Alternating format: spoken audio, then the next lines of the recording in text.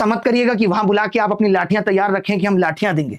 ये एकदम सही तरीका नहीं है। ऊपर वाला देख रहा है, मैं बता दूं आपको, और उनके पेरेंट्स भी दूर दूर से तमाम मैसेज और मेल कर रहे हैं। सबको आमंत्रित करता हूं जंतर मंतर पे 6 अगस्त को। भी बहुत समर्थन मिल रहा है और हम चाहते हैं कि सब लोग अगर इकट्ठे होंगे तभी शायद बात बनेगी, तभी सरकार को ये प्रेशर लगेगा कि अब इस चीज को ठीक करना नहीं सहेगा। मैं सीधे सीधे से आपसे कहना चाहता हूं, देश की सबसे बड़ी ताकत है यूथ, और ये यूथ जो हमारे साथ खड़ा है। पहले तो ये ऑनलाइन जैसी चीजें नहीं थी, यूट्यूब नहीं था, तो लोगों को बुला के दिखाना पड़ता था। आज अगर मैं आ रहा हूं तो सरकार को पता है कि मेरे पीछे भी 30 लाख लोग बैठे हैं। आज अगर कोई और शिक्षक आ रहा है तो सरकार को पता है कि इसके पीछे भी करोड़ों बच्चे बैठे हैं। सबको पता है ये बात। तो हम शिक्षक पर्याप्त हैं इस लड़ाई को लड़ने के लिए।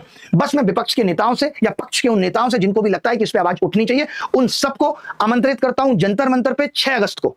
आप सबसे गुजारिश है कि आप इस नंबर पे अपने पीए या किसी से भी मैसेज करा दीजिए और हमारा सहयोग कीजिए। बहुत सारे लोगों को ये लगता होगा कि ये शिक्षक क्यों राजनीति कर रहे हैं। एकदम नहीं करनी है। क्यों ही राजनीति करेंगे? आपको पता है देश में ऐसे बड़े बड़े शिक्षक भी हैं जो आज कहीं से भी खड़े हो जाए तो निर्दलीय चुनाव जीत जाएंगे।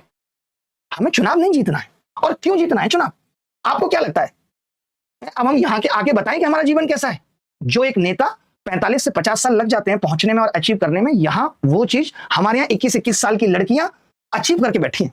सोचिए कितने दुख की बात है। आप अगर ये सोच रहे हैं कि विधायक और एमपी बनेगा, तो हमारे यहाँ 22-22 साल के शिक्षक उससे बहुत आगे निकल के बैठे हैं।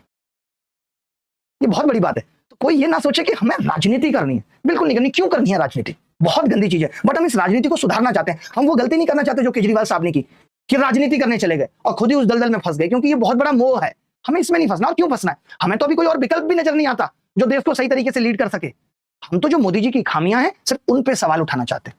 और इसलिए उठाना चाहते हैं क्योंकि हर कोई ये कह देता है मोदी जी के नेतृत्व में देश आगे बढ़ रहा है। तो देश अगर पीछे जा रहा है तो यहां फिर किस नेतृत्व की कमी है? गलत है कुछ? तो भाई अगर गलत बोल रहा हूं तो आप बताओ। तो ये लड़ाई एसएससी की तो इतनी है कि जब तक एडुकेटी नहीं हटेगी हम आवाज उठाते रहेंगे।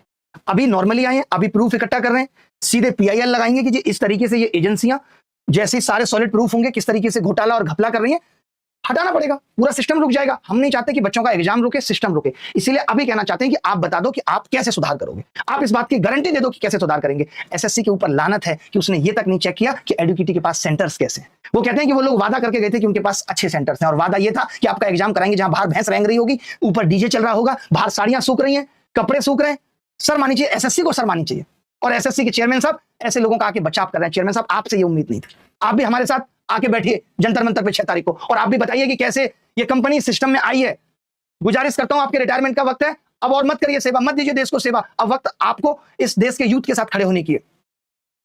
उनका भी बहुत समर्थन मिल रहा है और हम चाहते हैं कि सब लोग अगर इकट्ठे होंगे तभी शायद बात बनेगी, तभी सरकार को ये प्रेशर लगेगा कि अब इस चीज को ठीक करना पड़ेगा। क्योंकि सिर्फ एग्जाम सिस्टम ही नहीं, एजुकेशन सिस्टम का भी बहुत बुरा हाल हो चुका है। एजुकेशन पॉलिसी आ जाती है, कोई अपडेशन नहीं है। सीईटी की बात करते हैं, कोई लागू नहीं हो रहा। तो सरकार का ध्यान क्या सिर्फ चुनाव मैनेजमेंट पे है? तो थोड़ा सा देश के यूथ के बारे में भी सोचिए, जो आपने वादे किए थे उनके बारे में भी सोचिए।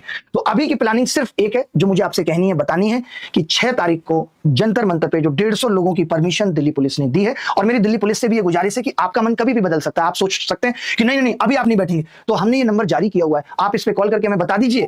ऐसा मत करिएगा कि वहां बुला के आप अपनी लाठियां तैयार रखें कि हम लाठियां देंगे। ये एकदम सही तरीका नहीं है। ऊपर वाला देख रहा है, मैं बता दूं आपको। और कल को आपका बच्चा भी उसी सिस्टम का शिकार होगा, बेरोजगार रह जाएगा, और फिर आप कहेंगे कोई बात नहीं बेटा, मैं भी भ्रष्टाचार से तेरे लिए पैसा जोड़ के दूंगा, तू चिंता मत कर। वो क्या करेगा आगे? उसके पास कोई और ऑप्शन नहीं होगा। तो अगली वाली पीढ़ी का भी ध्यान कर लीजिएगा। तो 150 लोगों को पुलिस ने बोला है, डीसीपी ने बोला है कि आप बैठिए, उस 150 लोगों में